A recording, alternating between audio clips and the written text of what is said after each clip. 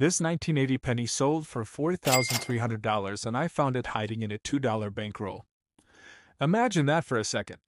You're sorting through coins that most people wouldn't even bother to pick up off the floor, and suddenly you're staring at a single cent that could pay for a family vacation, a set of golf clubs, or a month's mortgage. That's the thrill of coin hunting. You never know when that dull brown coin you're holding could be worth more than the entire roll it came from. And here's the kicker. This wasn't the only valuable one I found. In fact, today I'm showing you 3 pennies that look almost ordinary, but each one climbed in value like stepping stones. $500, $1,800, and finally, that monster 1980 error penny worth over $4,000. So let's rewind and start with the first find, the one that lit the fire for me, the 1965 penny. On the surface, it looked like the kind of coin you'd pass by without a second thought. The color was uneven, a little worn, and the kind of coppery tone you see on coins that have been sitting in a coffee can for decades. Honestly, my first thought was, this one's junk. But when you've spent as much time searching as I have, you start to notice little oddities, and this one had them. I held it under the desk lamp and tilted it just enough for the light to catch. That's when I saw it. The edges of the numbers and the date weren't clean. Instead, it looked like the 1965 was echoing, almost like someone had pressed it twice but didn't line it up perfectly. If you've ever seen an old newspaper print where the ink smudges, you know the look I'm talking about. That's when I grabbed my loupe, my $10 magnifier that's basically glued to my desk, and zoomed in. Sure enough, the letters in Liberty had the same ghost-like doubling. And that was the discovery moment. I was holding a double die penny from 1965.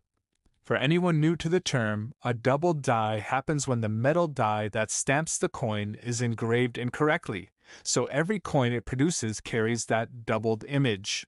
These are some of the most collectible error coins in numismatics because they're not just random damage, they're mistakes created at the mint itself. That makes them historical. Now here's where it gets wild. I wasn't satisfied with the loupe, so I took this coin to a lab where I could look at it under an electron microscope. Picture the date magnified hundreds of times. The 1965 literally splits into 2 clean outlines, each number etched in copper like twin shadows frozen forever.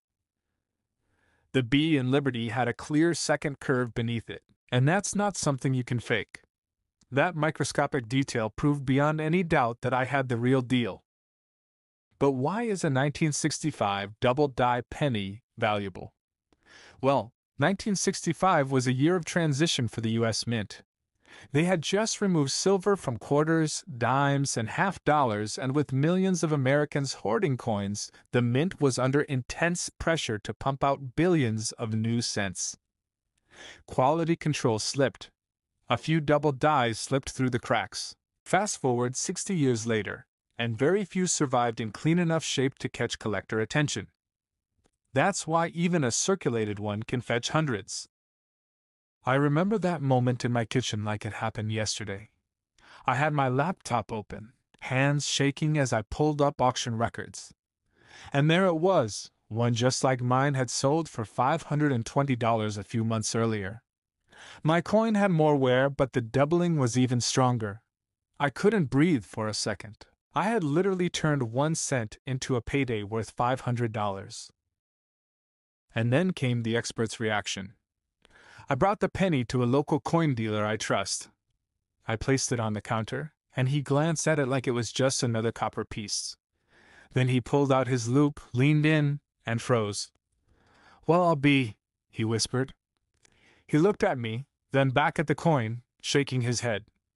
"Most people spend these without ever knowing. You have no idea how many collectors walk right past this kind of thing." That validation, the expert confirming what I'd already suspected, was almost more satisfying than the value itself. But here's what makes the story even more dramatic. I almost missed it. I had already searched through nearly 500 coins that night. My eyes were burning. My neck was stiff. I told myself, one more roll and that's it. That penny was the very last coin of the last roll. If I had quit even 30 seconds earlier, it would have gone back into circulation. Maybe it would have ended up in a vending machine. Maybe it would have disappeared into a jar in someone's attic. Instead, it ended up in my hand worth $500. That's the razor-thin line between walking away empty-handed and striking gold in this hobby. And here's the thing, this isn't a one-off miracle. Error coins like this are still out there. They didn't all get scooped up by collectors decades ago. Every week, banks send rolls back, coins get recycled, and hidden among them are treasures like the one I found. You don't need expensive equipment. You don't need insider connections. All it takes is patience, a sharp eye, and the willingness to keep searching when most people give up. And I'll let you in on something that still gives me goosebumps. That night, after I found the 1965 penny, I couldn't sleep. I just kept thinking, if I found this one, what else is out there? How many coins are sitting in plain sight, their value invisible to everyone except the person willing to really look? That's the addictive thrill of coin hunting. You're always one coin away from a life-changing discovery. So yes, I found a $500 penny. But that was only the beginning. Because what happened next made that find look small. The next coin I pulled from circulation wasn't worth $500. It was worth $1,800, and the craziest part is dealers had missed it before it landed in my hands. And you need to hear the story of how that happened. Stick around. You won't believe what I'm about to show you. Now let's turn our attention to the 1974 penny. This one didn't just surprise me. It completely floored me. The night I found it, I had already logged more than 20 hours of searching over several days. My eyes were sore, my back was aching, and I had that familiar thought every coin hunter has. Maybe I should just cash these back in. But I didn't, and that decision led me straight to an $1,800 discovery. Here's the scene. I'm sitting at my kitchen table, coins spread everywhere, rolls half open, magnifier in hand. I crack open another roll, expecting the usual scratches and dull brown tones. Halfway through, I spot a 1974 penny that looks unusually bright. Not proof mirror bright, but different. My instincts told me not to toss it aside. I leaned closer and immediately noticed the letters on Liberty looked thicker, almost bloated, like someone had stamped them too deep. That tiny detail is what stopped me from brushing it off. I pulled out my loupe and took a closer look, and then it hit me. This was a double-die 1974 penny. The doubling wasn't faint, it was bold. The 4 in the date was clearly split, like a shadowy second outline was hugging it. The letters "Trust" and "In God We Trust" seemed to vibrate, like the coin itself was alive. At that moment, I knew this wasn't just another copper cent. This was a heavy hitter. Now here's where it gets fascinating. Most people know 1974 pennies for the experimental aluminum cents the U.S. Mint briefly created but never released. Very few people realize that some of the copper 1974 cents also carry dramatic double-die errors. These weren't meant to exist. They happened when the die slipped during engraving, producing that ghost-like second impression. And when you're talking about a year like 1974, when billions of pennies were made, the chance of finding one of these rare errors is like finding a needle in a haystack. The adrenaline kicked in immediately. I grabbed my phone, pulled up auction archives, and sure enough, there it was, 1974 double-die pennies selling for anywhere from $1,200 to $1,800 depending on condition. And here's where the wow factor comes in. Mine had incredibly strong doubling. The Liberty practically shouted at me. It was unmistakable, the kind of error you don't need to squint to see. But I didn't want to trust only my eyes. I took the coin straight to a dealer the next day. I'll never forget his reaction. He took the penny, turned it once in his hand, and chuckled. "Another common cent," he said casually. Then he put it under his loupe. His face changed instantly. His eyebrows shot up. He looked at me, then back at the coin, then back at me again. "Why did you get this?" he asked, his voice almost a whisper. When I told him it came from a $2 roll at my local bank, he literally laughed out loud. "Do you realize what you've got here?" This is an $1,800 coin. Dealers miss these all the time because they're too busy looking for silver or rare dates. But this is the kind of find that keeps collectors awake at night. That reaction was priceless. You can't fake that kind of shock. This was an experienced professional, someone who had handled rare coins for decades, and he had just been floored by a penny pulled out of pocket change. That's when I realized the importance of persistence. If I had quit earlier, if I had returned that roll to the bank, I never would have uncovered it. And here's another wow moment. I wanted proof beyond the dealer's word. So I photographed the coin under a high-powered digital scope and compared it side by side with examples and professional coin reference guides. The match was perfect. Every double outline, every thickened letter, every microscopic groove, it all lined up exactly. This wasn't just a maybe, it was certified reality. I had an $1,800 error penny sitting in a plastic flip in my hand. Now let's talk about why this particular error has so much value. Most pennies are minted in the billions. That kind of mass production makes them common, nearly worthless beyond face value. But errors like this transform the ordinary into extraordinary. Collectors aren't paying for a piece of copper. They're paying for the story, the history, the rarity. This 1974 double die is a conversation piece. It's the kind of coin you bring out at a show and watch jaws drop. That's why it commands such a high price. But let me be clear, finding it wasn't easy. I spent nearly 37 hours hunting through rolls before this penny appeared. That's thousands of coins slipping through my fingers. Every minute of that search felt like failure until the moment I spotted that double date. And when it happened, all the fatigue, all the doubt, all the frustration melted away. That one coin made every hour worth it. Here's the final twist in this part of the hunt. The dealer who confirmed its authenticity offered to buy it on the spot. He pulled out his checkbook and said, "Name your price." I didn't sell. Not yet. Because for me, this coin wasn't just about the money. It was about the thrill of the discovery, the satisfaction of knowing I had spotted what so many others had overlooked. That's a story worth more than any check. So yes, I found an $1,800 coin hiding in a roll of pennies that cost me almost nothing. And if that sounds unbelievable, just wait, because the final coin I'm about to show you makes this one look small.